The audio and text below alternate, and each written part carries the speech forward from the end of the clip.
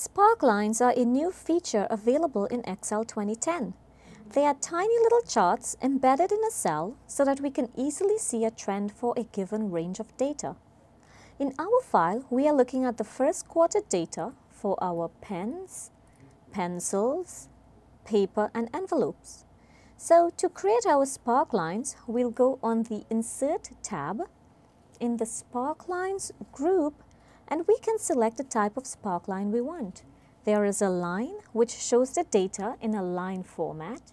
There is a column where the value of each piece of data is displayed as columns. And then there is a win-loss where the data trends are displayed through the high, median and low points of the data. For our analysis, we will select the line type.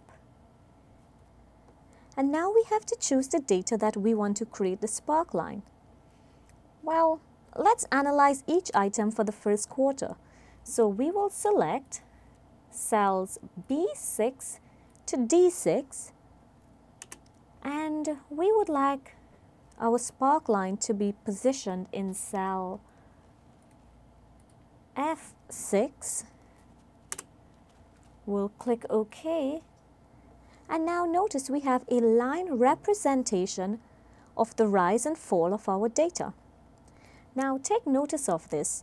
If we wanted to add sparklines to all the items, we could actually use the fill handle and drag it all the way down to envelopes or even our total.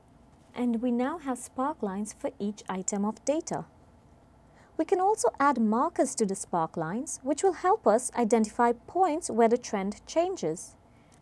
On the Design tab, in the Show group, we can check Markers, and notice we now have markers on the sparkline.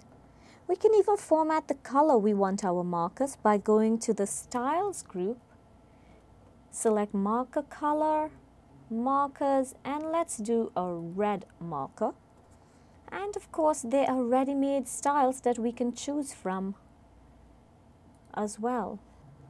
Also notice, if our data changes, we could actually edit the data very easily.